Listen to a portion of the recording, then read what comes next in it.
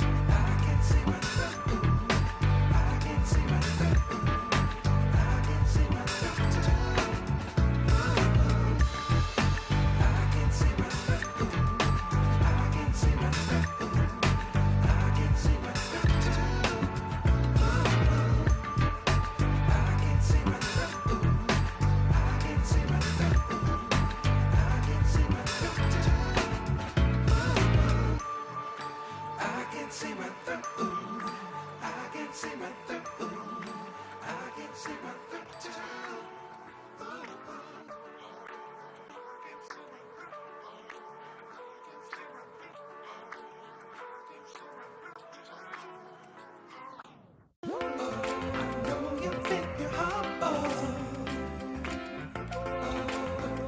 See right through you. Oh, the next time that you see me, oh, I'll be taking it 1, 2. I can see right through. I can see right through. I can see right through too. I can see right through. I can see right through. I can see right through. I can see right through. I can see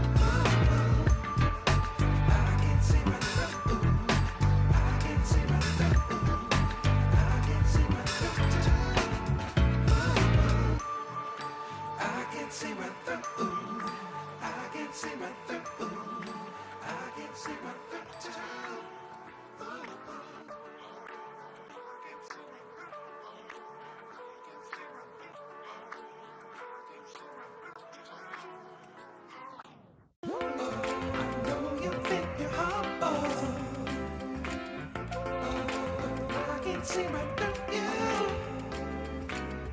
Oh, the next time that you see me, oh, I'll be taking the one two. I can see right through. I can see right through. I can see right through. I can see right through. I can see right through. I can see right through.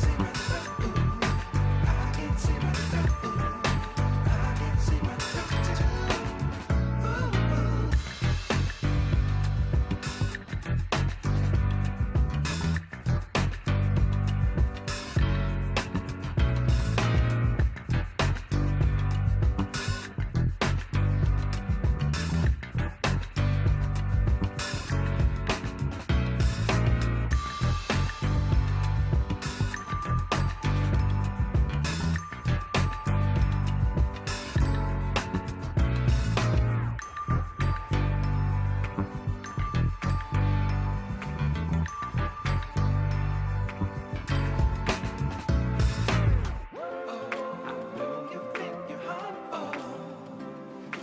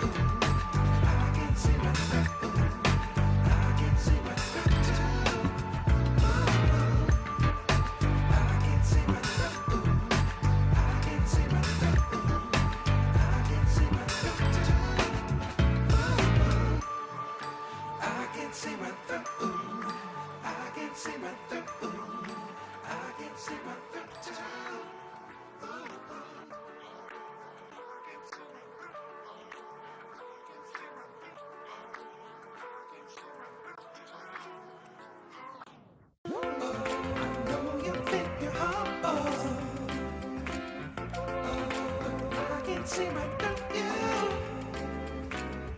Oh, the next time that you see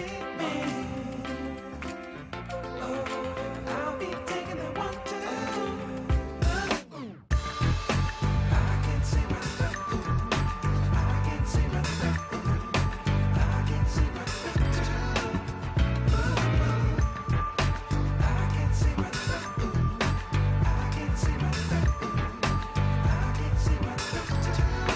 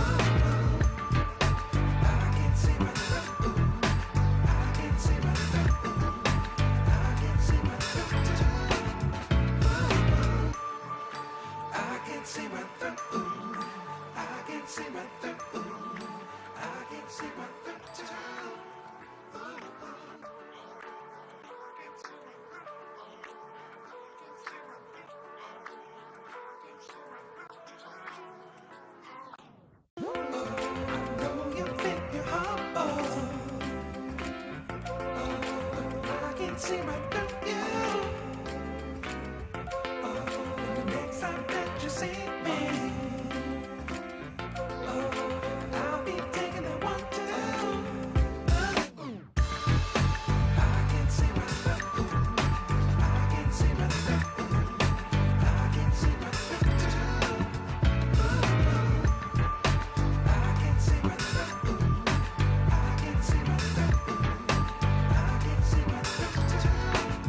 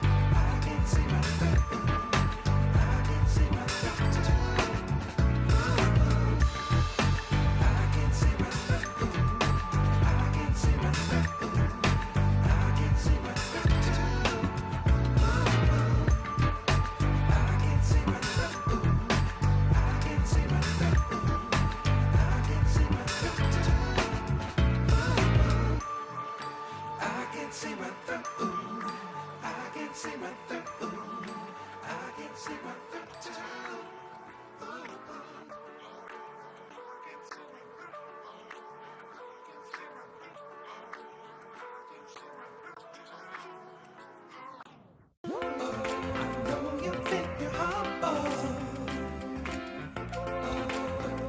See right through you.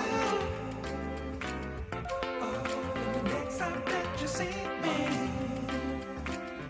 oh, I'll be taking that one too. I can see right through. I can see right through. I can see right through too. I can see right through. I can see right through. I can see right through.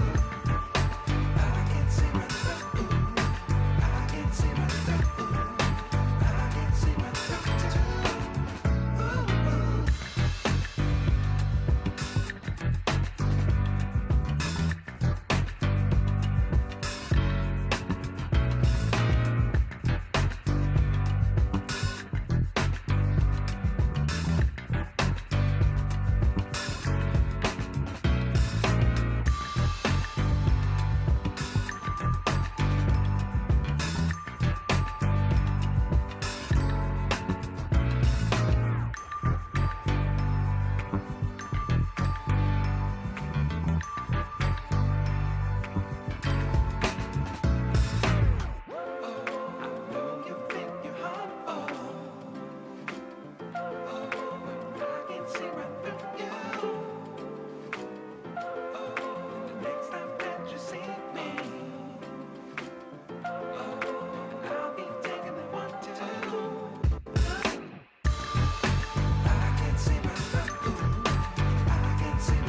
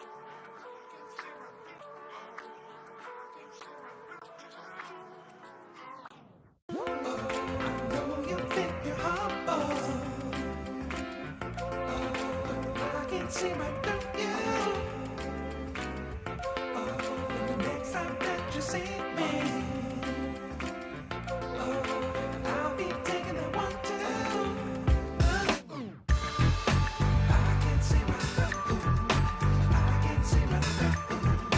I can see right through too.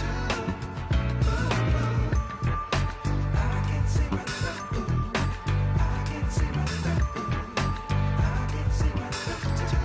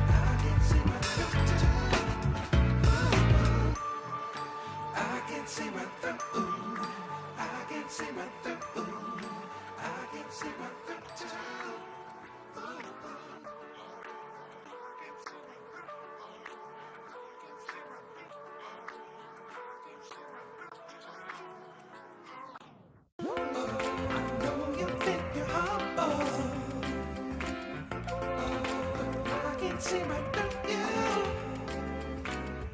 Oh, the next time that you see me,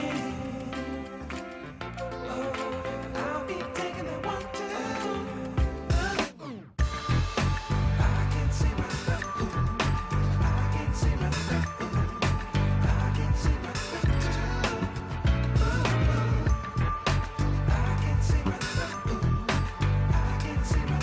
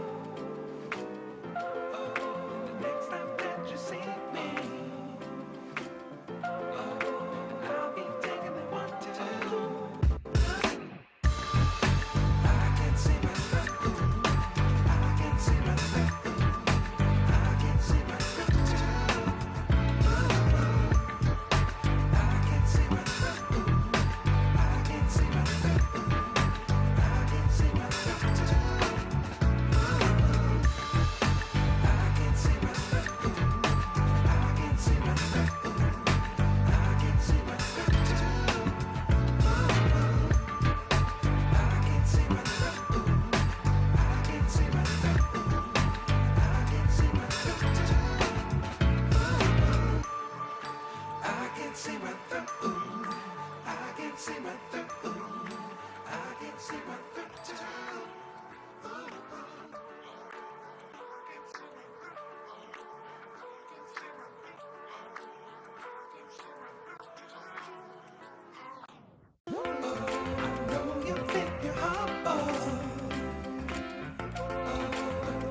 See right through you. Oh, the next time that you see me, oh, I'll be taking it 1, 2.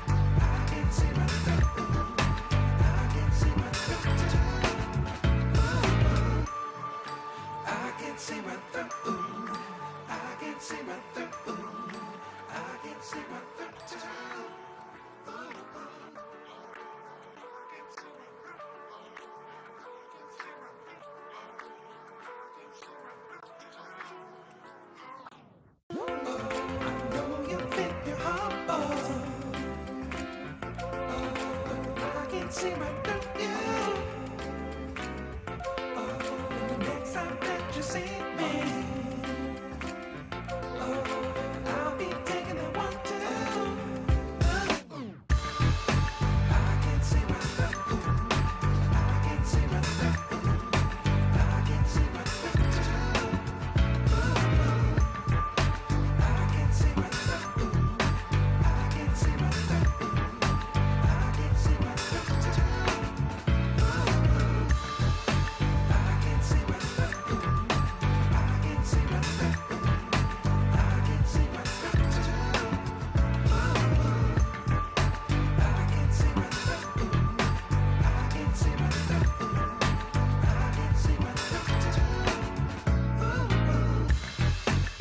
right through.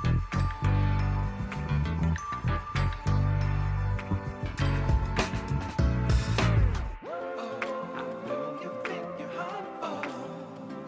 can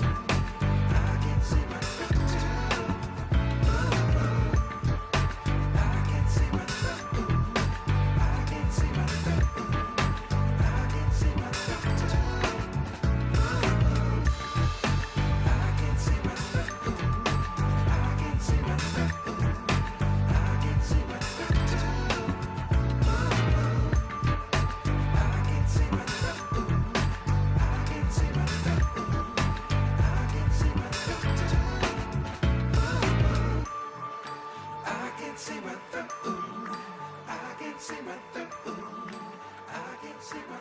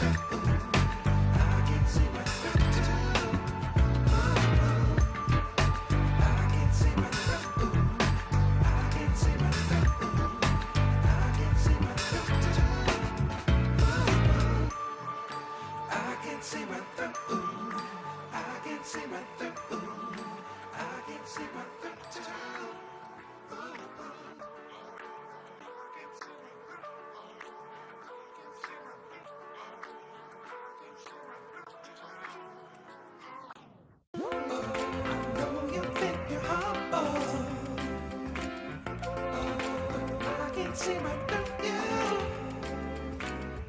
Oh, the next time that you see me, oh, I'll be taking the one, two. I can see right through you. I can see right through you. I can see right through you. I can see right through you. I can see right through you. I can see right through you. I can see right through you. I can see right through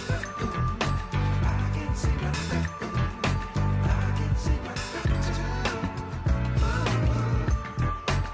I can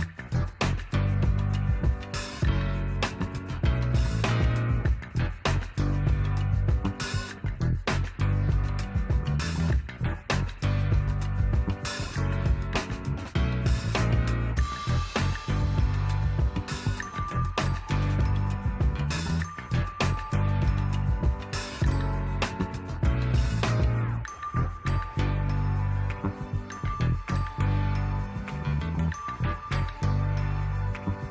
right through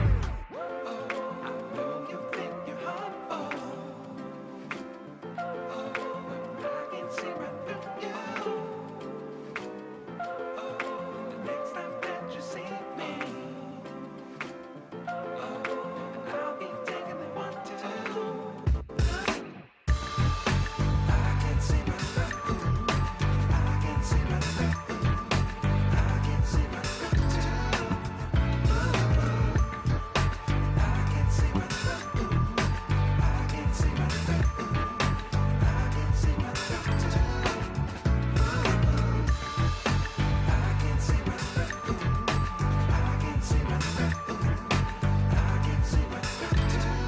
see right through you.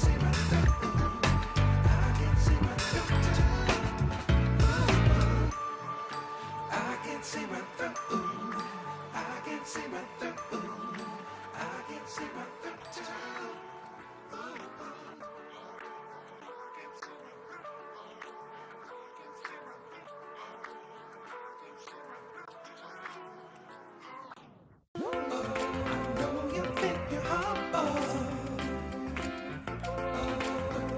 See right through you.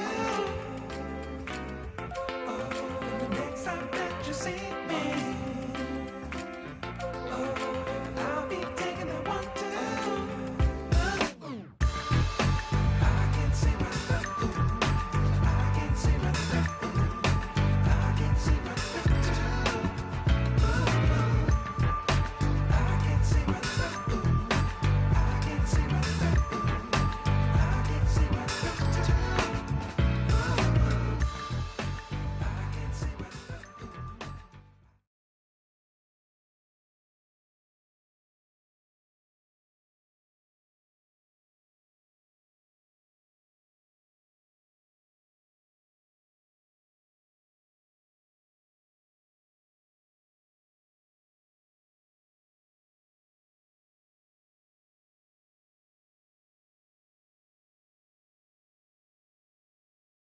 Sustainable food systems in Central Europe.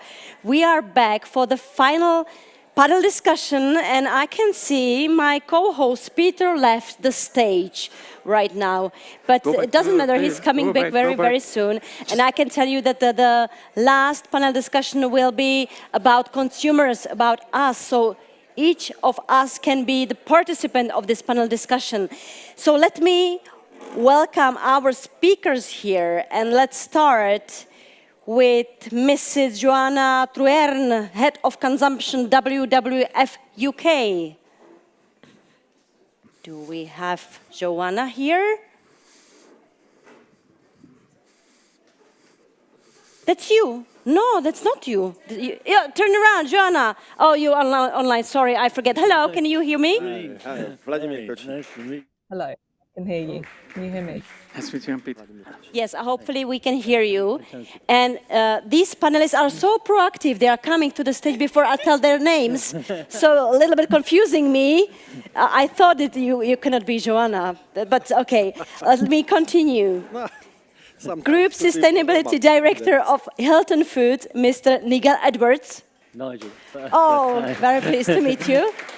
Actually, I can see your stand over there with your products. So if you have a time after we finish the conference, please be welcome and visit all the stands of our partners. Mrs. Stefanie Jacniakowska-McGur, International Head of Food Industry and Retail at Prague International. Lisanne de Wirth, Sustainability Consultant at Blanc Sustainability. Mr. Vladimír Koči from University of Chemistry and Technology, Prague. Yep. And we have one more lady. Unfortunately, she cannot be here with us in Prague today, but we have a pre-recorded message from her, and she's Director General of the European Customer Organization, Mrs. Monique Goyens.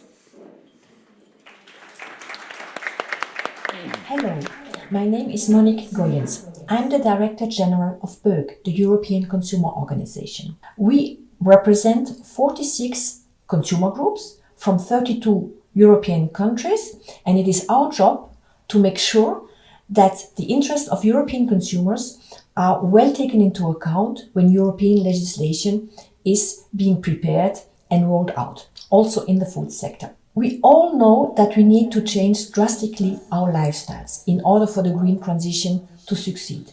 The way we eat, the way we move, the way we heat or cool our houses, and so much more. Now, this is easier said than done, certainly even more now, because we are in a crisis, economic crisis, cost of living crisis, and many households are in difficulty to control their budget. In 2019, we organized a survey with consumers on sustainable food. And 2/3 of consumers have reported that they are ready to eat more sustainably if that can help to protect the environment and to protect the climate.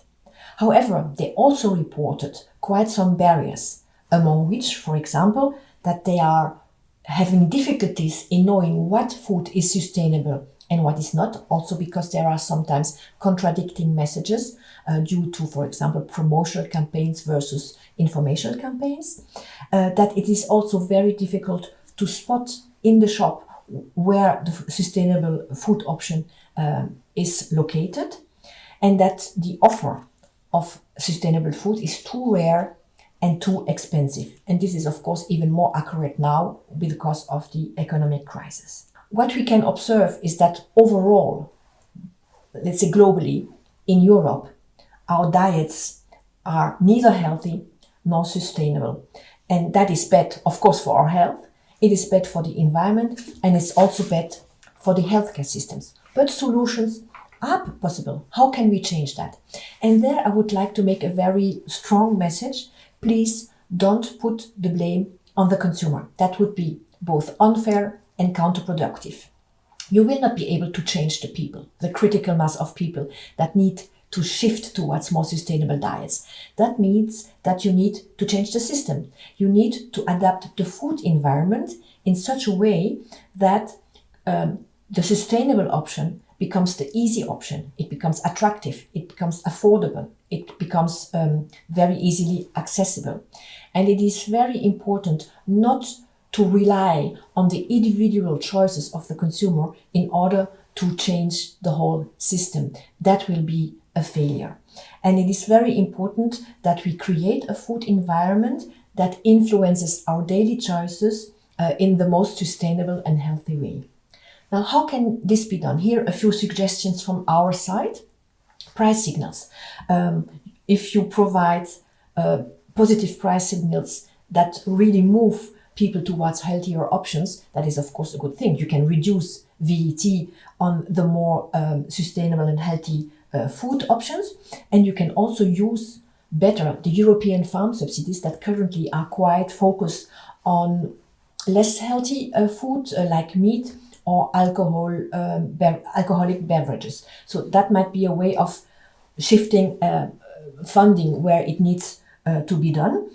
Retailers can also play an important role there, because instead of offering discounts or promotions on chocolate or candy bars, it could also happen that you promote the healthier food options. Advertising is a second driver for change.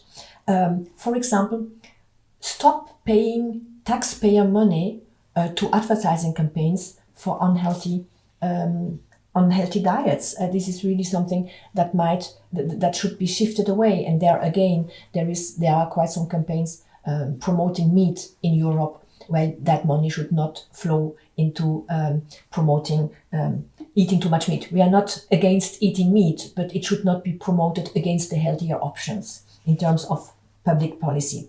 Also, children should not be exposed to advertising of unhealthy diets. Another driver is marketing in shops. Get rid of the sugary candies, sugary snacks at the checkout corners or at the end of aisle, the most attractive places in a shop. It's very important there also to promote the healthier options. Labeling. Of course, consumers need to be able on the spot in the shop to identify what is the more healthier option, and that can be done through clever, smart and easy to understand labeling system. As a consumer organization, we are very much in favor of Nutri-Score. The Nutri-Score label, our research by academics has demonstrated that this is the system that is best understood by consumers, but not only understood, they also act upon it, because it's easy to follow up on the advice that is hidden behind the color-coded label.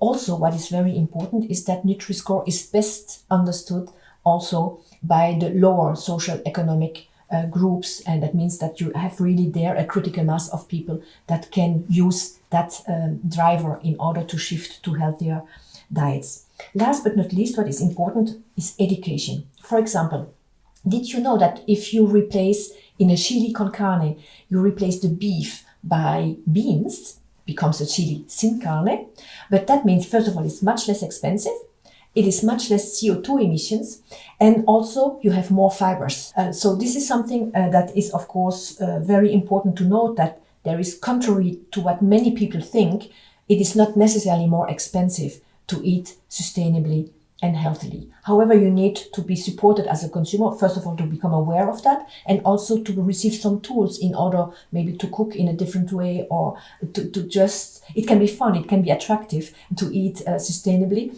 but you just need to get the right tricks to do that. And you can do it, you don't necessarily need to do that every day, but you can really make a mixture and you end up liking the alternative, the sustainable option. As a conclusion, what I would like to say, it is really important to focus on the crucial role of government in empowering consumers to shift to sustainable diets. And what is very important is that, certainly again in this economic crisis, is to provide support to the less affluent groups, because we all need to shift.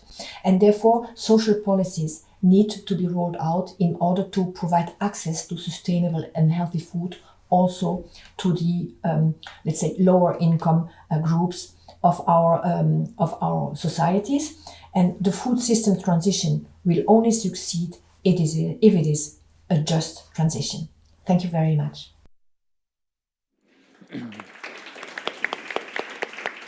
It was Mrs. Goyen, thank you very much. And now we are live again with Mrs. Truern online. I don't know if you can hear me. Hopefully see you soon.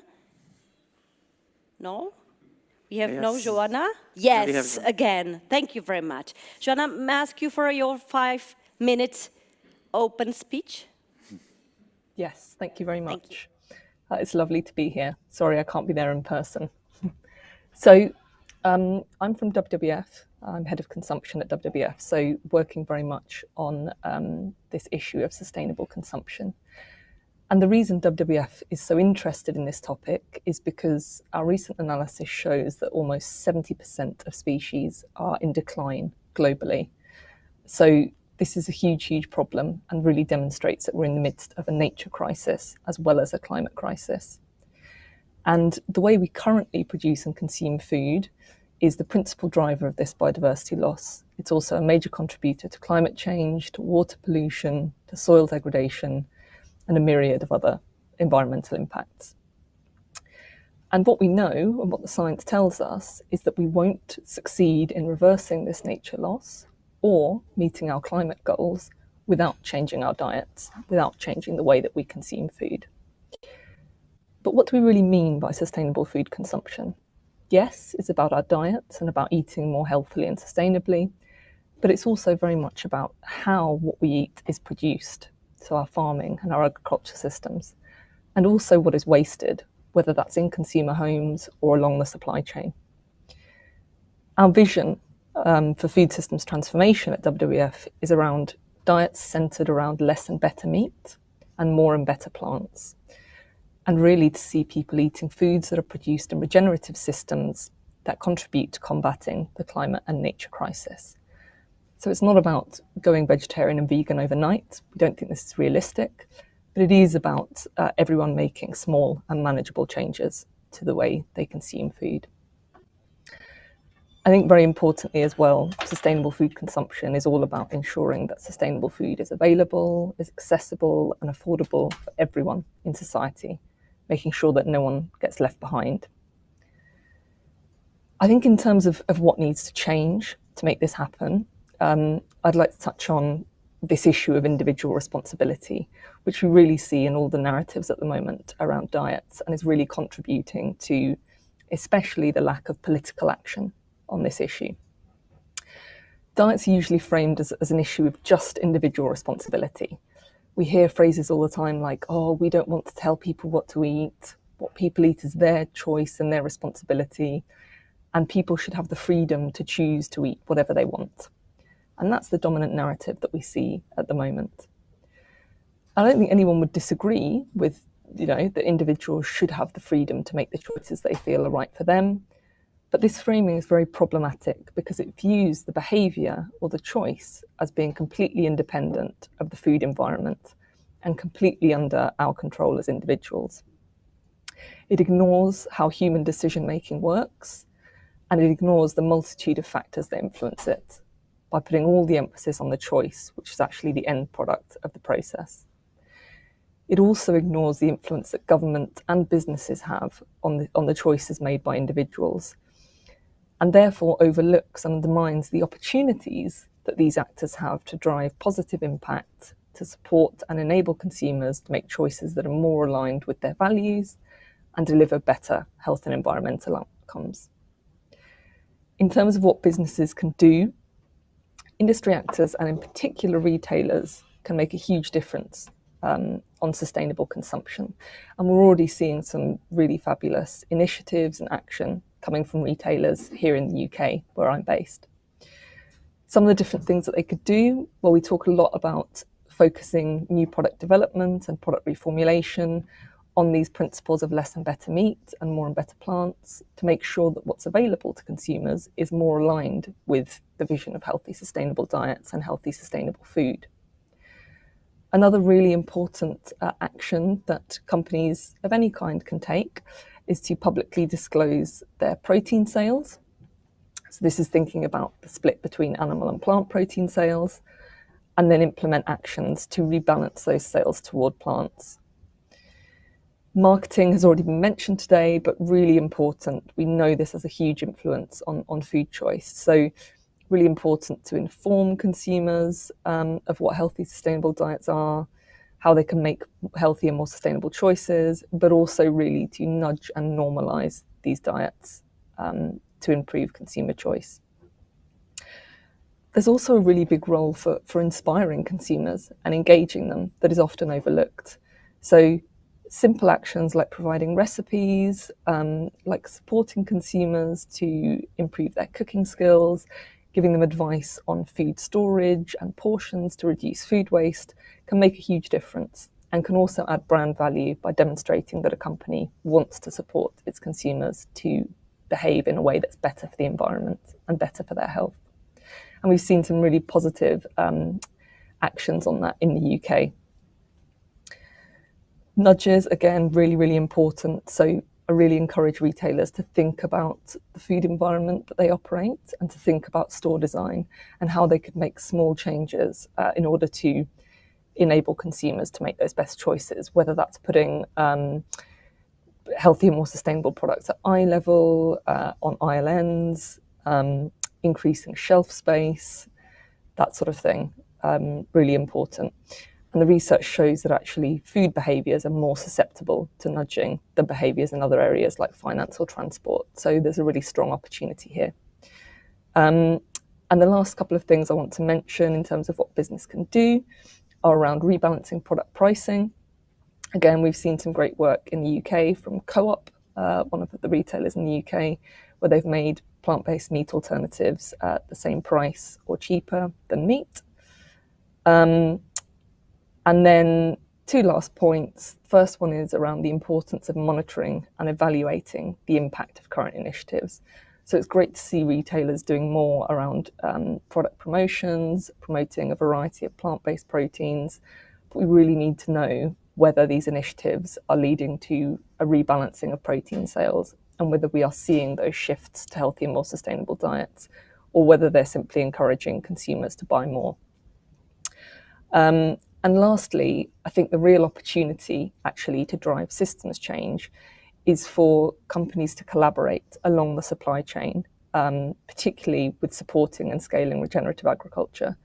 We're seeing that farmers really want to change, and they're starting to change and adopting more regenerative and nature-friendly farming methods, but they really need a market for their products, and they need to be able to demonstrate the competitive advantage of those products. So I would really encourage companies to work together on that across the supply chain. Thank you very much. Thank you very much. Actually, Mr. Edwards, I will give you the floor right now, but I want to be sure. Can you see this? Yes. 5 minutes. Yes, maybe I'll do it a little bit like this to make I'm it up for clear to all speakers. I just want to be sure we have some time for our discussion. Yeah. The floor is yours. Thank you. Do I press the middle button to move on? Maybe. No? What button do I press? No, it depends. Right. And then move on to the next slide. Brilliant. Okay.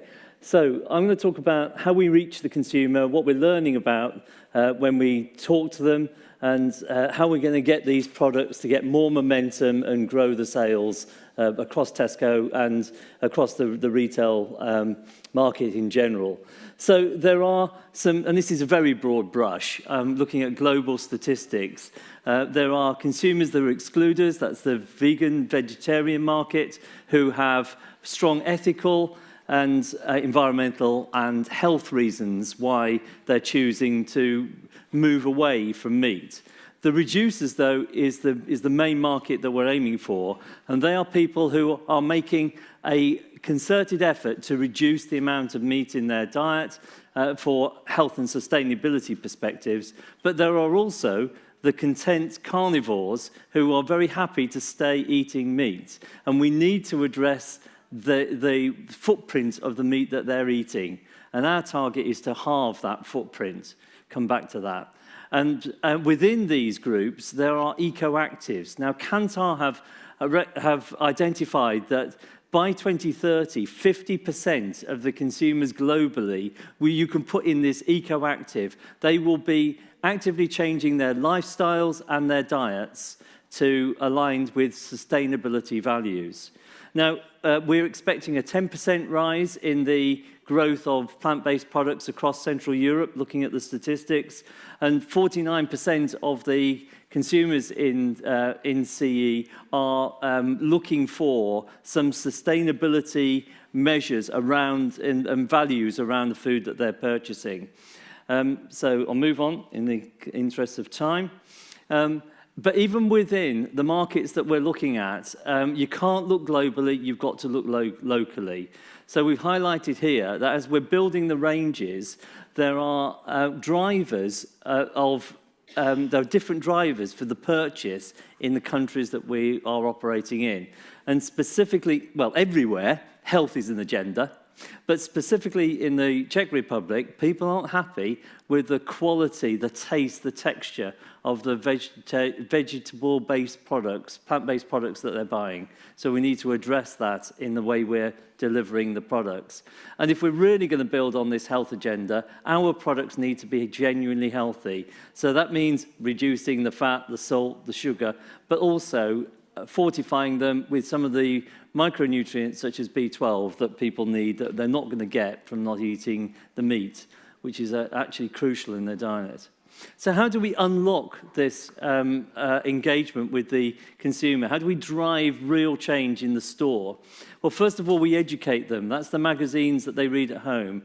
That's the consumer marketing piece. They're not even aware that this category exists. So this gives them the opportunity to realize it's there and what it delivers, excite them a bit about it. We then link that experience with a destination in the store that's very clear, well signposted, and has quite vibrant marketing. And then we have to produce a range which meets their needs. So what we've done is we've created a mirroring plant-based product for all the main meal occasions that people are going to buy their meat-based products for. And we've price matched them as well. So you've got every excuse to try something new. And they're award-winning, which highlights that the quality is there. Okay, and moving on. This forms part of an overall strategy that we are trying to deliver within Hilton Food Group globally, but we're very much working alongside Tesco's in this process. To deliver this, we have increased the sales of plant-based products by 26% year on year, and 25% of our new product launches globally are plant-based. Thank you. Thank you very much. Wow. You even save a minute for us. Thank you very much. So Mrs. Jasniakowska-Magur, now, yes, please. Sorry. Thank you. Your turn. Is it that one, or? Your 5 minutes. It was the one in the middle. Thank you. So thanks so much for having me today. I'm really happy that we're finally talking about plant-based products. I feel like listening to some of the discussions earlier, lots of different things were mentioned, from sustainable farming practices, packaging, food loss, waste, all of which are so important. But I was a bit disappointed that it's taken to the final panel to get to plant-based. Switching to plant-based or reducing your meat intake can have up to a 50% reduction in the kind of emissions from food. So really, this is a great way to transition to a more healthy and sustainable food system. So in the next 5 minutes, I just want to share a few key thoughts around how we as an industry can really help to nudge consumers to choose more sustainable and more plant-based lifestyles. So at ProVeg, our mission is to reduce the consumption of animal agriculture 50% by the year 2040. And in order to do this, we work across 5 different action areas. My work focuses predominantly on businesses and helping them transition to more and better plant-based products, which are affordable and accessible to the consumer. But my colleagues also work with policymakers and, of course, directly with the consumer as well to educate and inspire them. We conducted some research last year where we surveyed consumers from 11 different European countries and asked them about the most important factors when it came to choosing a plant-based product. The results show that taste and health are the #1 most significant purchasing drivers when it comes to these products. And you can see this echoed by a study by GFI as well, where taste sits above all else, followed by familiarity, followed by health. And convenience is also key. The modern consumer is time poor, so 85% of them want products that fit into their existing cooking patterns and are easy to prepare. And when looking at the key barriers that consumers face when adopting a more plant-based diet, price remains at #1, and you can see a lot of the other barriers here as well. So with this in mind, here are 3 key actions that we can all take to really nudge consumers towards more sustainable and healthy diets. The first is emphasizing taste, familiarity, convenience, and health on your product packaging and in your messaging. So yes, consumers value health, but they also don't want to feel like they're missing out by choosing plant-based options. So indulgent messaging is also really key. Tofu, scrambled tofu, does a really good job of this. You can see that image subtly shows a scrambled egg-looking dish, which is healthy, tasty, familiar to the consumer. And the language on their packaging also emphasizes convenience because they show that it has been pre-seasoned and pre-scrambled. And with tofu is sometimes seen as quite a scary product for non-vegan consumers, I think they've done a really good job in ensuring that their consumers know how best to incorporate this product into their typical meals. The second thing that I mentioned earlier, price is a key barrier. So the second thing that we can do is to reduce the cost of plant-based products. There's lots of different ways that we can do this, but one is that retailers can adjust their margins to be more in line with those of their animal-based counterparts. This will increase consumer adoption and obviously overall sales as well. And offering kind of long-term promotional strategies is also a really great way of connecting with consumers and encouraging them to try plant-based products. Working to achieve price parity is something that I know Tesco is already leading in with their Plant Chef range. And a study by ProVeg, which we did in the Netherlands, shows that actually over the last 5 years, the gap in terms of price between plant-based and animal products has narrowed. And actually some plant-based products are cheaper than their animal counterparts now, which is really exciting. But we still have a long way to go across achieving price parity in Europe more generally. And then finally, there's been a lot of discussion and proposed changes in recent months about product labeling, particularly the use of meaty language on plant-based products. We heard from a panelist earlier who was advocating that we ban words such as burgers and sausage when describing plant-based products, referencing, misleading consumers, consumer confusion. Well, a recent study by ProVeg shows that actually consumers just aren't confused. Only 3.6% of our survey respondents who chose a plant-based nugget said that they did that by mistake. So that really shows and illustrates that labeling products with descriptive language like nugget doesn't confuse the consumer.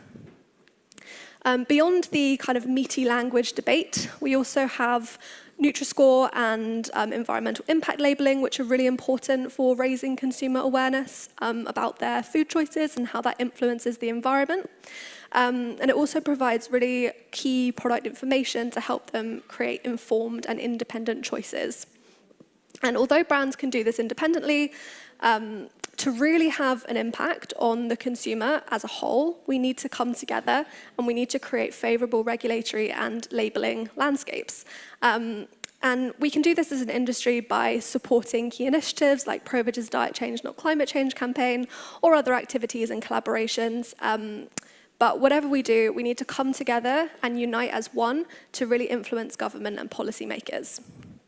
So there's obviously a lot of other ways, and a lot of the panelists have already touched upon some other ways that we can influence consumers to eat more healthy and sustainable diets. And ProVeg just launched our new food hub a couple of months ago, which is a business insights platform which explores these topics and how best to harness the power of plant-based as a food retailer, brand, and food service. Thank you. Thank you very much. Yeah, we switch clicker to Lisanne de Worth. Yeah, 5 minutes for you.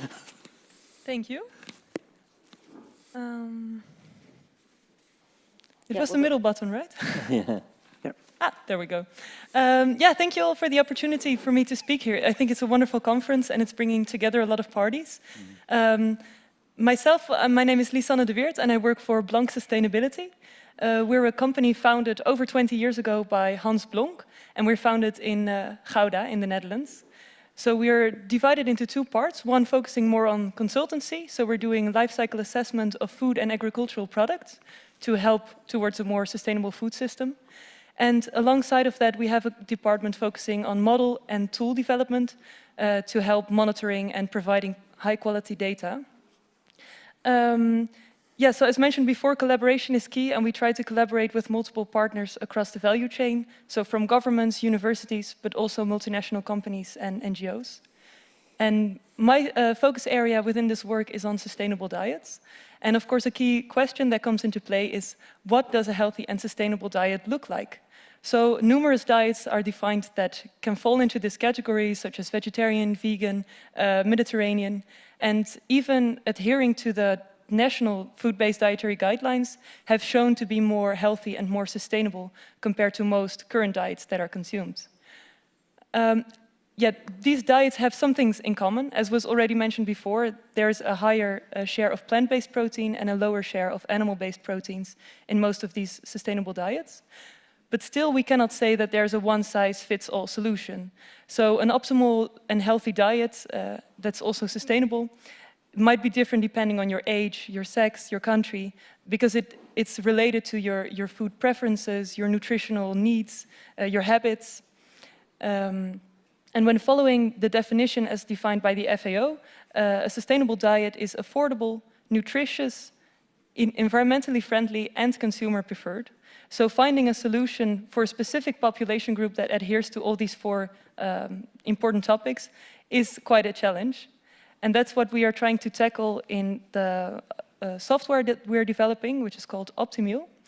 Optimeal is an optimization algorithm specified for dietary optimizations, which we've used in several projects in collaboration with WWF, for example, in Belgium, in the UK, in the Netherlands.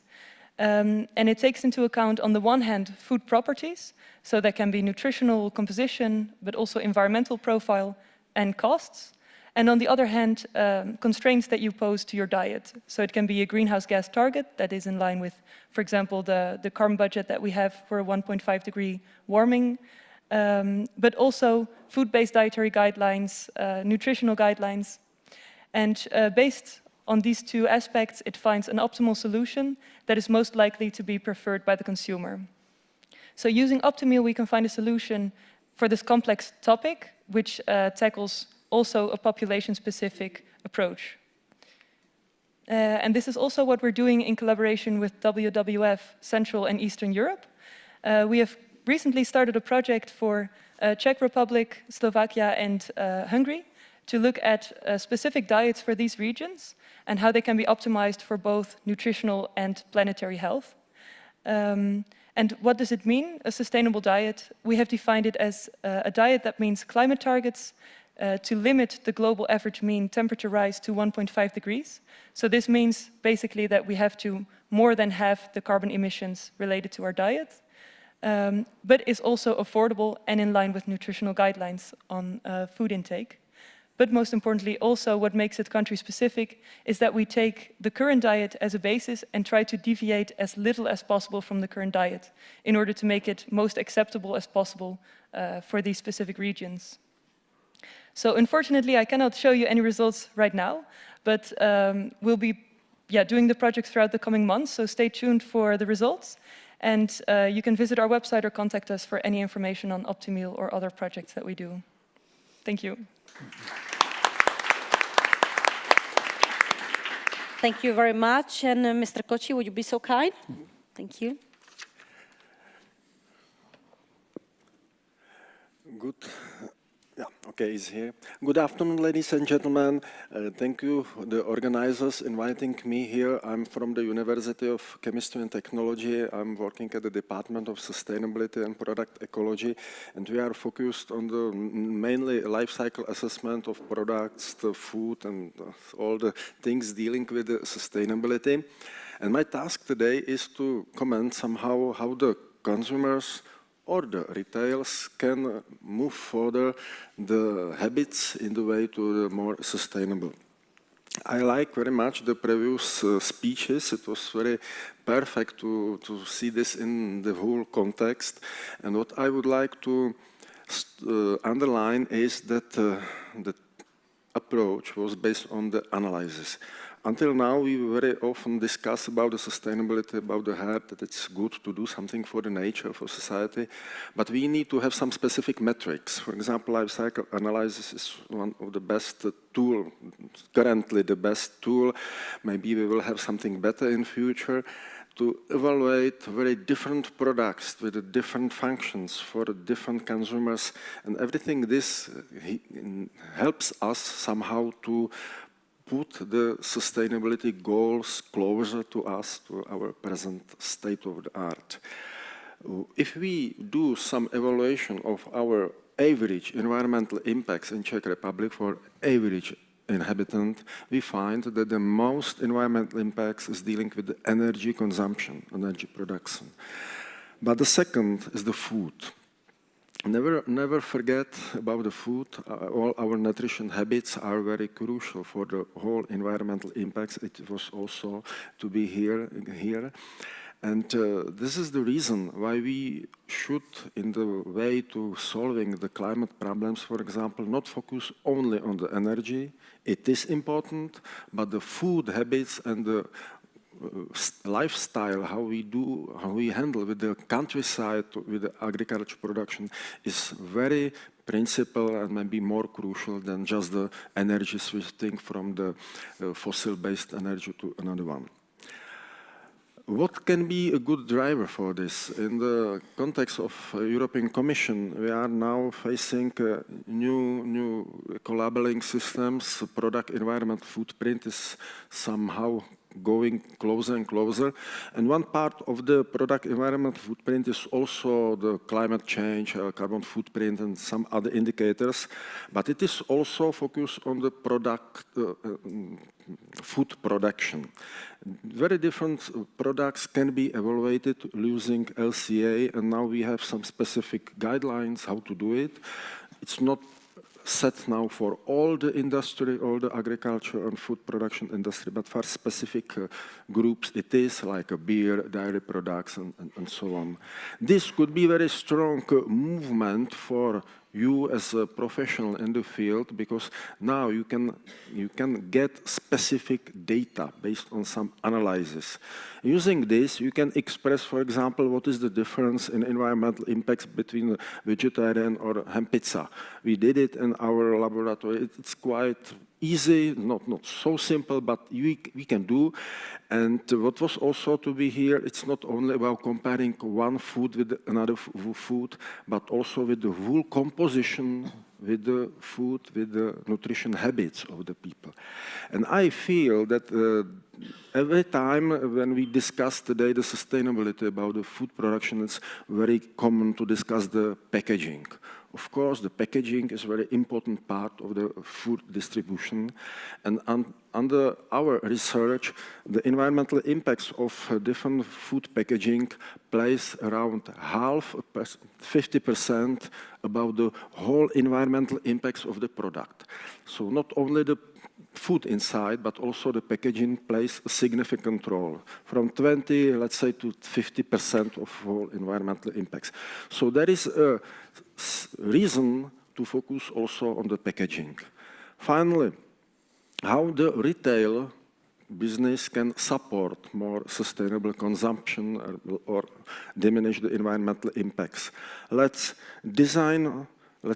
focus on the design of packaging and the material composition. This is something what is now starting. Let's try to reuse or recycle some materials used in packaging. But this is not only the way. This is not all the sustainability we need. We also need to focus on healthy nutrition habits. And the retailers can support this. They can support the people to choose what product is better for the sustainability and also for their health. And finally, I would like to mark one point. We are today very focused on the carbon footprint. We see only the carbon footprint and nothing else sometimes, but it is not only the way. We also have to mitigate the problems with the climate change, not only mitigate, but also adapt to this. And one of the problems is the land use. You as a retailer can choose your agriculture product suppliers in that way, which are, let's say, more environmental or countryside friendly. It's not only about carbon footprint, but also about water holding capacity. You can select some supplier of plant products, for example, which is more friendly for the countryside, because if you can hold more water in the countryside, it's also the cooling effect for the problem with the adaptation to climate change. So don't focus only on the carbon footprint. Can be significant, but it's not the only problem.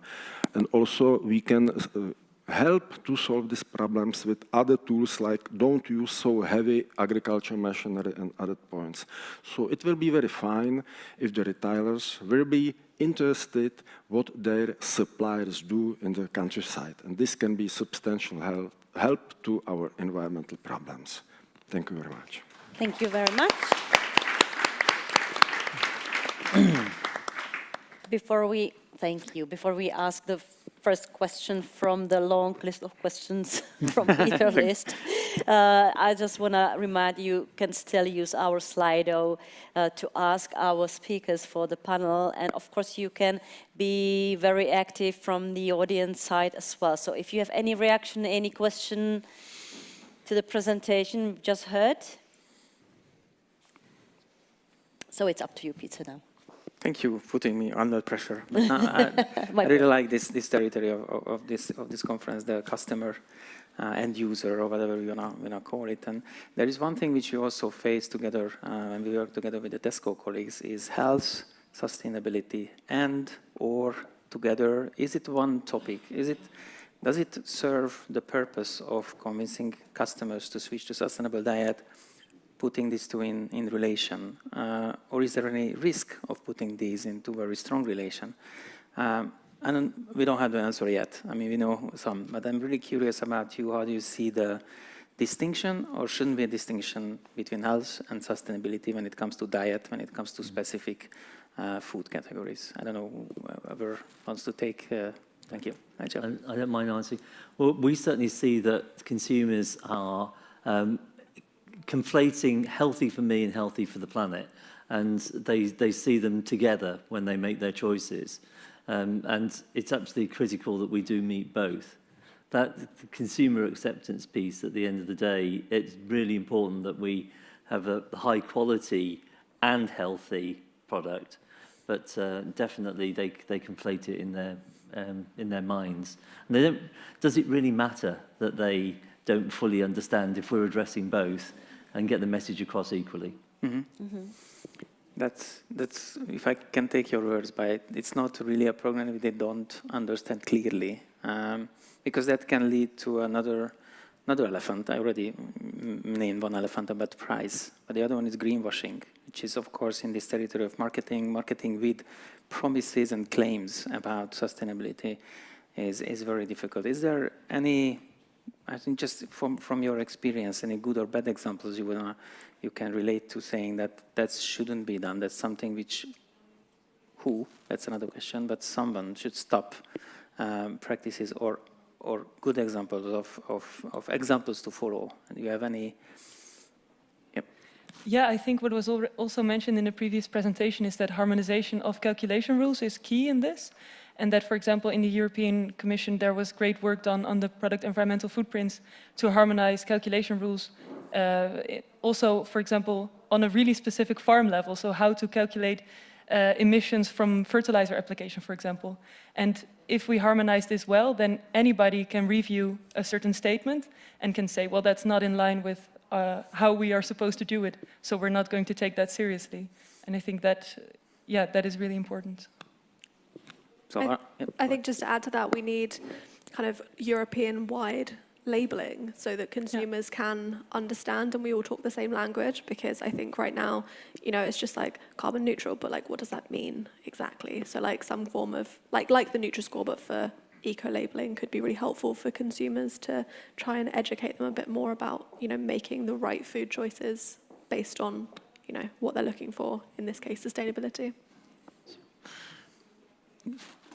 We have also the experience and the practice that we have to start with something, and so we focus on one point, let's say the packaging, then about the content, if it is healthy or not. But very often the problem is more not general. Let's say about the behavior of the people. We can have very super packed products but if you eat too much of them, it will also not be good for you. So we overconsume a lot of stuff or a lot of production, and this is also a part of the culture of the retail and consumer connections. This is something what can be discussed in future, because what the problem I feel is the contradiction in the goals, because the retailers. It's fine to say that your business is to sell as much as possible, because this is the way how you earn the money in the business, to produce as much as possible and sell as much as possible. But for consumers, it's not the same equilibrium, and it is very contradict to the environmental needs what we have. We need to supply some good amount, I don't know what is the good amount, some appropriate amount of the food to all of us. Do not overeat, don't have overweight as we have as a society. It's quite a serious problem. And this is something which, what we have no idea how to implement into the economies, because this is the real question of sustainability. If you want to be sustainable company, you want to be sustainable not only from the point of view of environmental impacts, but also of your income. It should be good. It should increase if possible. You want to earn your money. It's evident and it's fine. It's good. You do it because of this. But our economy is not accepted this. We have I know the ideas from 70s about deep ecology was discussed, but it's more than 50 years, and still we do not have this in our economy. And I feel this is quite a limiting point. 2-3 years ago, it was no hear about the sustainability in such a conferences. Now something changed. Because of ESG, something is coming to be in our business life, so it's fine. Let's use it, but use it in a correct way, because otherwise it will be just a new amount of bureaucracy and helping nothing. Thank you very much. So, Joanna, would you like to join us? Or I can ask you a specific one. You mentioned, okay. We talked about the consumer facing and the customer communication as well, how important it is. And you mentioned nudges. I'm not sure everybody understands what you mean. So you can elaborate what do you mean by nudges, consumer nudges? Mm-hmm. Yes, of course, Peter. Thank you. So nudging the consumer is all about preserving the choice that the consumer has, but just supporting them to make slightly different choices. So one thing that you might choose to do is to place plant-based products next to meat products on the shelf so that consumers can see those and it's easier for them to make that simple swap. You might choose to introduce more point of sale marketing, so nice colourful signage to highlight particular products. Or you might choose to use really sort of simple messaging and language to try and just get consumers to make a slightly different choice.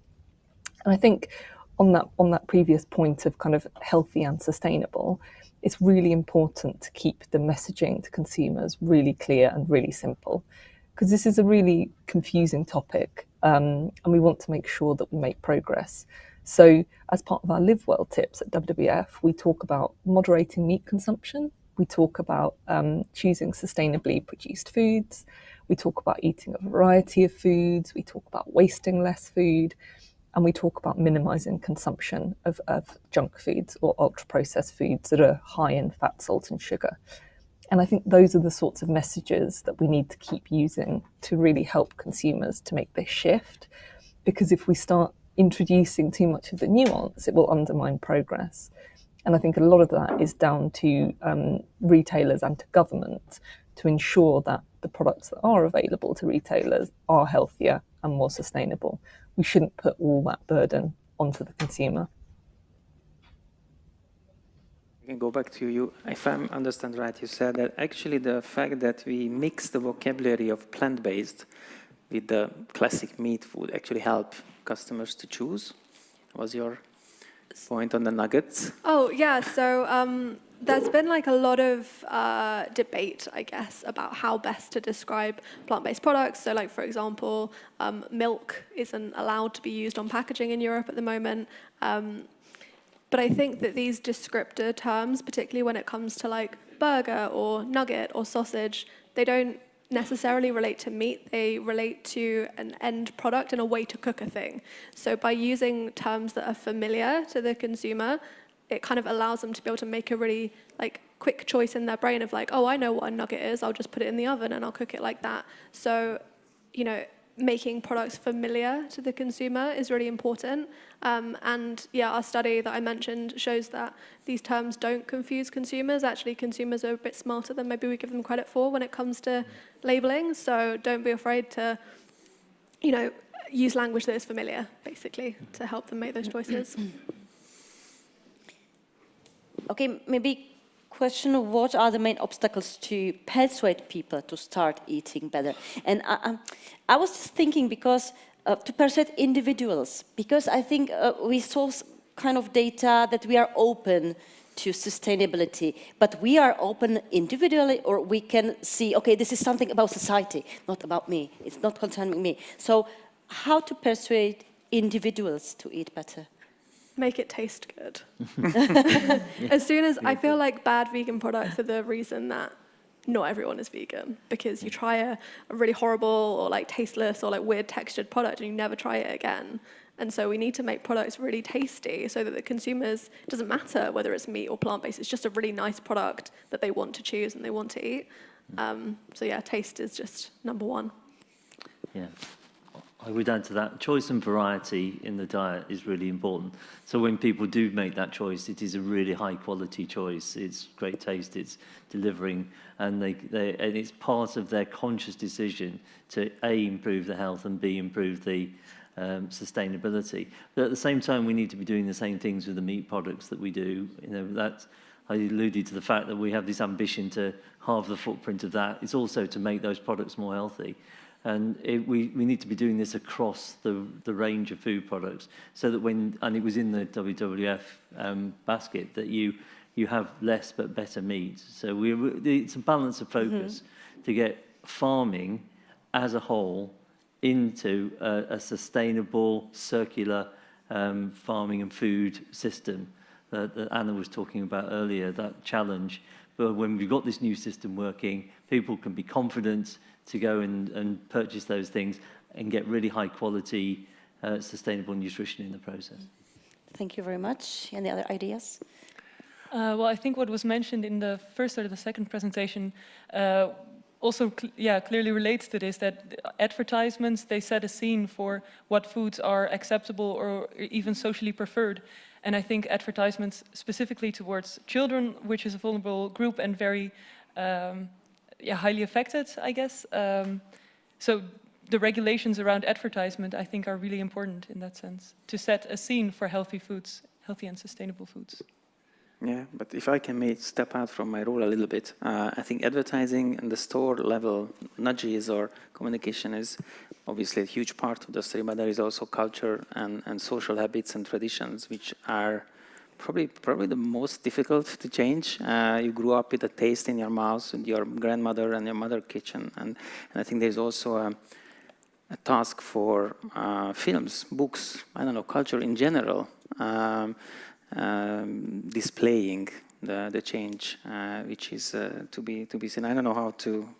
We should talk to legislators or who. I think it's more like, you know, the society changing. And there was an expression used that I wanted to bring in the discussion about the social sustainability, because I think this relates as well a lot, that how can we make sure that these sustainable diets are affordable? Because that's also a critical question. Is it remains like 10% of the society who is, because of their cultural openness and also because their wealth they can buy, or how can we make sure that it's actually everyone can access? I don't know, Joanna, you were shaking your head very. So is there any good matters or good ideas for helping these pricing in a way that people can do buy these products? I can certainly quickly answer that we're looking for circular byproduct utilization within food systems to keep the cost of production to the absolute minimum and bring that production local as well. That helps to get the cost of the raw materials down. I think also just creating like a level playing field when it comes to tax and subsidies, because often animal products are just artificially cheap. And it's obviously important to support farmers, but I think kind of reducing the tax on plant-based products or trying to kind of create that level playing field to reduce the cost of both so that they're more in line, I think is really important, because that allows the consumer to make an informed choice where price isn't a barrier anymore. And maybe to add, in the diet optimizations that we've performed before, we try to include costs as a function of, like, as a food property. And in that way, through optimizations, you can see how the price also changes in different dietary compositions. And there we can see that it is possible to have a sustainable diet with the same price as the current diet, or even slightly reducing the price. So I guess that this was a factor that came up before, but it's increasingly important with, well, the developments that we are seeing. So for sure, in the project that we'll be doing with WWF Central and Eastern Europe, that will be a key thing to focus on, also after hearing the thoughts on this conference. Thank you. Any questions from the Slido? Because I always forget the Slido. Do we have questions from the online? I think if we have anything in the Slido, it would show up. Because these are the questions from the... This is for the other yes, panel. Yeah. from the last panel. So, yeah, questions from audience? Yes, please. Yes, we have two. Yes, please. Can I? Yeah. Yes. Yeah, Ben Haig from Institute of Circular Economy. I just wanted to ask perhaps a question particularly for Blanc and for Mr. Kochi. The Green Claims Initiative, which we were initially expecting to see, I think, in July, and hopefully we'll see it maybe in December, the product environmental footprint, organization environmental footprint. As professionals in that area of life cycle assessment, how do you soberly evaluate how that's looking? I'm assuming you're closer to the process than the rest of us are. And what are your expectations? Do you expect that will become a kind of a standard, a gold standard in LCA moving forward? And what do you know about the extent to which it's going to be a mandatory tool or a voluntary tool? Those kinds of questions. Thank you. It will not be easy to implement this in Czech Republic now.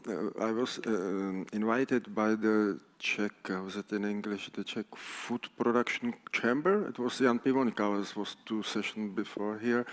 And we discussed this with this industry branch, and they told us, we want to be ready, we want to do. We know that it is late, we should start 10 years ago, but the principal problem will be to be able to gather the primary data from the food agriculture producers, the small producers. They are absolutely not ready to do something with the data collection, what will be needed for the food production, then for the retailers, and because the corporate carbon footprint will be during ESG principle. So now it is domino effect, which has to be solved somehow. Not easy. I'm not skeptical about this, but it will be a lot of work for small farmers. What we do now, we help to Česká spořitelna. It's one bank, one of the biggest banks in Czech Republic. They ask our department to help them to establish some simple carbon footprint calculator, not because of calculated for the corporate, but to offer to their customers, which are very often the small companies working in the agriculture, to give them some simple guidelines how to start to collect the data, because the people will need this. What also we need in the Czech Republic is to educate new experts working on the sustainability in some harmonized way. And this is also a point we want to support now. 2 months ago, we have accredited a new engineer magister study program, sustainability and circular economy. And this year we accept the new first students. because we know that there is a lack of people able to understand in broad sense the problem about the corporate sustainability, to be able to communicate with the LCA community, for example, but also with the resource security people. So we need to educate a new generation of experts in sustainability. We start next year, next academic year, we start with the new people. So I hope it also will be one part of the getting closer to the sustainability. But collect the data from the agriculture production, it will be a real problem.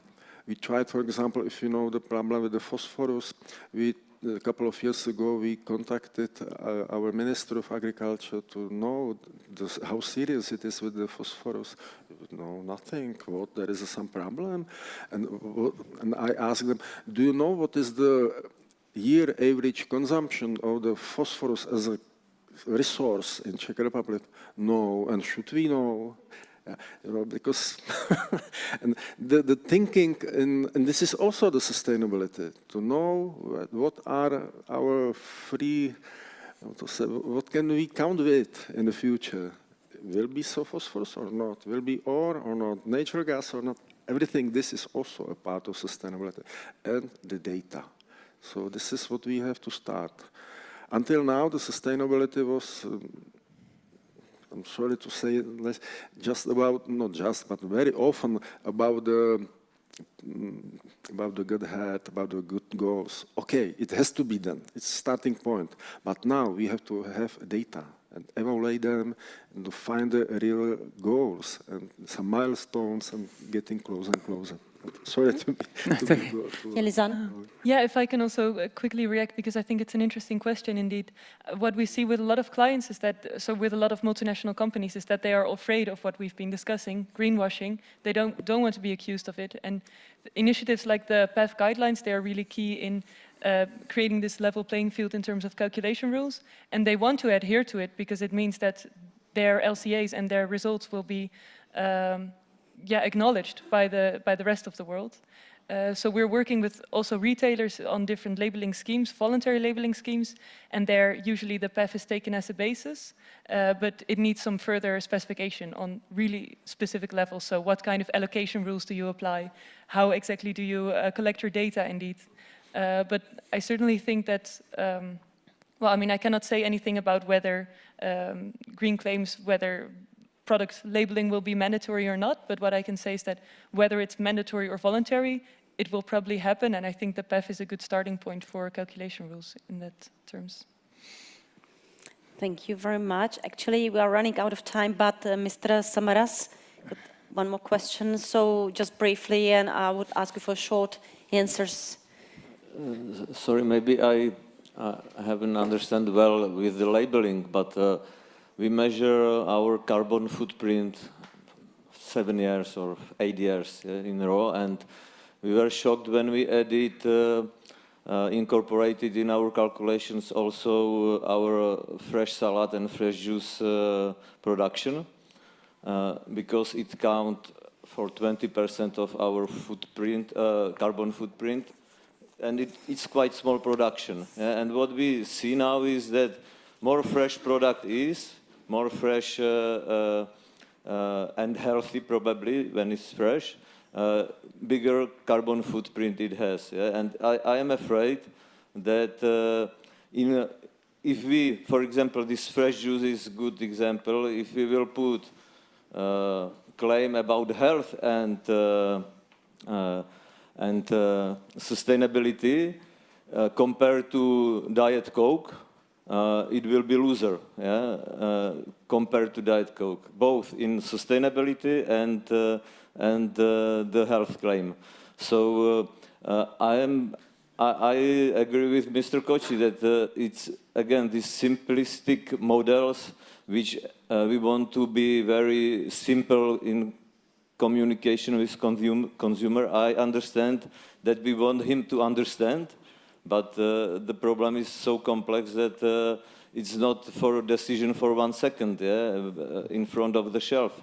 We must educate him more sophisticatedly than put simple stickers on the product. I'm afraid that this will be misleading, and I think Mr. Pivoňka said it, it's not about one product, it's about diet. Yeah. Thank you very much. Okay, And I just agree. thank you very much. Maybe one more question, Joanna. Would you like to add something? Because you are not live here in Prague, so I don't want to miss anything from your side. Yeah, I mean, it's such a complicated topic to deal with. And what I would say is that the evidence on nutrition labelling in the UK shows us that labels are actually not very effective at changing consumer behaviour. People largely still buy the products that they are used to and that they want. So I think labelling is important because it will help to encourage companies to switch their sourcing and to develop more sustainable products. But I don't think we should view it as the one silver bullet that's going to drive a shift in consumer behaviour.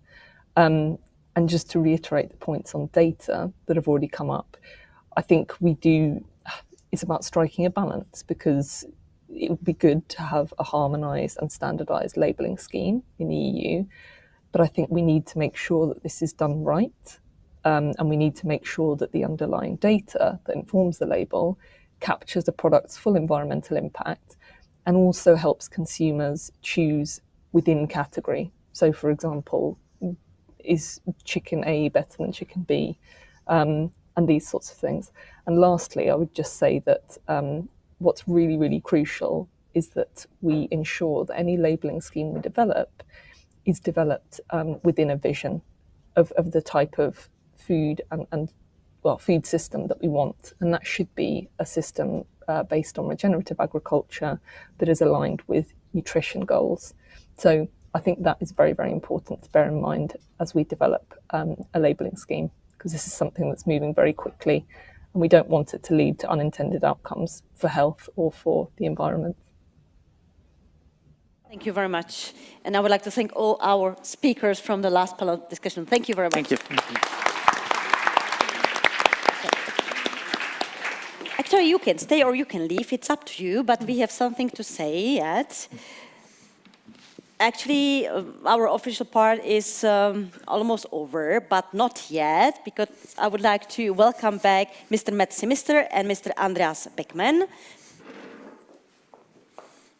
Yeah, time is running so fast because the gentlemen were on the stage like a while ago, and they're coming back. And before I give you the floor for the last words, Peter's got some questions for you. It's not really a question. I was just thinking how difficult it is to wrap up such a day with so many inputs and information. So I made a very pathetic exercise trying to get what are the 3 most important words which came up the most times. And I have 3 ones for you. The first was complexity and simplicity, so just 4 words. Anyway, so complexity and simplicity versus or and in terms of legislation, but also how to talk to the partners, how to talk to the customers. We just discussed this, so complexity versus simplicity.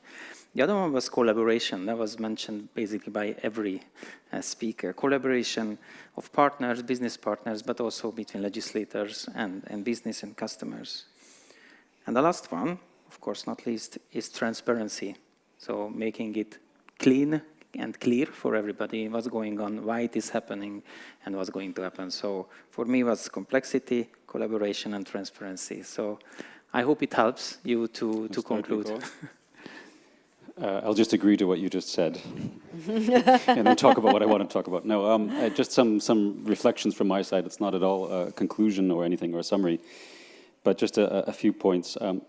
One, Mr. Pivoňka had this graph of the environment, social, economic. And on one side, that's right. At the same time, I think it's a false choice because, at least in the medium term, or certainly the long term, because environment, in fact, is the basis for the economy. It's the basis for the social part as well. And we need to take care of that environment. I think we gave enough reasons, heard enough reasons today for that, and why we have to be worried and why we have to do something. if we keep in mind that basic overall goal, this is not about me liking animals or plants and you maybe liking something else. This is about survival right now. This is about the survival of our society as we know it, our civilization. So if we have that as our overall objective, then it becomes, okay, how do we solve this problem? And that's where we can get into discussions as we've had today. But we need to keep that basic goal in mind. And I think that has to be the point of departure. And I would also, push some of the people on this and bring solutions. Don't just bring all the reasons why something doesn't work or why it's bad. Bring solutions to help us solve this problem. And we need everybody to engage on that. When we solve that problem, Wojciech Kotecki said we need to solve this in a way that delivers sufficient food. That's where the society comes in. That's where the economics come in. But we have to keep our view of this overall problem, because otherwise we're not going to have a future, plain and simple. There's the policy. One of the problems is having this. On the one hand, you have a discussion about policy on the one hand, and then you've got the individual firms. And I think some of your frustration, Janus, is about that. And it's always difficult to make that stretch. You need to talk at a high level, which is very abstract, in order to talk across all different realities. At the same time, it has to come on the ground somewhere. So we need to have those connections. And then for me, it's always a question, how do you make those connections? I think that's where associations play an important role to translate the needs, the realities of below, let's say, the grassroots, to bring it to the higher level, to the policy level, and so on. But I think also the middlemen, or the middle part of the value chain, is also important in that. And that's why I'm really happy to be working with Tesco, particularly because you play this really important role between the consumers on the one hand and the producers on the other, and also government to a certain extent as well. So you're a really strategic place, and that's why it's important that we're working together. And I really appreciate that. Janus, you talked about, you said companies are like people, they evolve. Yes, people evolve, but also societies evolve as well. And I think that's the big challenge that we're facing right now. And I think it's important for all of us to recognize that we all have agency. We all can do something on our plate, what we eat. And in doing that, we also send signals to the likes of Tesco or to producers. And at the same time, send signals all the way up to the policy level, and vice versa. We need that policy framework. I spent the 1990s living in Prague, and at the time, Karlin, this area that we're in here, was kind of a ghetto. I never came here. It was completely different. 20 years later or so, I come here, and it's completely transformed. If I can take that as a bit of a metaphor, 5 years ago, I would have never dreamed that I would be standing on this stage here with you, Matt, Matt wrote a book about sustainable food. He's more of an expert on this than I ever can expect to be. To have that kind of leadership, have these debates on this stage here, it's a bit as transformational as Karlin as well. So that gives me hope to have all of these people in the room, from producers, from consumers, from retailers, having this conversation. That gives me a hell of a lot of hope. It's incredible the changes that have taken place in our society, not only as individuals, not only as businesses, but also society. The big question, of course, is it fast enough? And that is the big question and the big challenge for all of us. It needs to be even faster. So all of us need to take that at an agency and do what we can. And I am convinced, and we need to do that at all different levels, and if we do that at all different levels together, is possible, as WWF says. Over to you, Matt. Well, I'm not sure I'm going to even try and follow that, actually, Andreas, because there's not a lot to add to that, so I'll just try and pull together and close. So, look, I think that what Andreas is saying is there is no option. It's something we must do. But it's also really complex. And that's the reason why we absolutely must get all of the expertise that we have today in the room, because we need all of the different perspectives to come together and then to make sure that, this is something that's going to work for consumers, it's going to work for society, it's going to work for the environment, investor is going to manage risk for investors, and that those incentives flow through the supply chain. So, the transparency and there's no dislocation between farmers, manufacturers, retailers, wholesalers, etc. So, look, we need the transparency, we need the data. I think we've had all the content in the room today. I think it now takes a bit of leadership from a small group of people to actually make it happen and to do something with it. And I take that responsibility. I think all of you do. So, otherwise you wouldn't be here. So I guess my conclusion is really a massive thank you. Thank you for coming today from near and far. Thank you for making your contribution. And, let's go make a difference. Thank you. Thank you very much.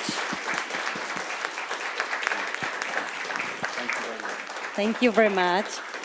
Ladies and gentlemen, I would like to thank you for your attention, for listening. Not just you here in Prague, but also the people behind the camera. Almost 300 viewers join us today, so that's very amazing, and we are very happy about this. Actually, today we were talking about waste, so I hope this conference was not waste of time.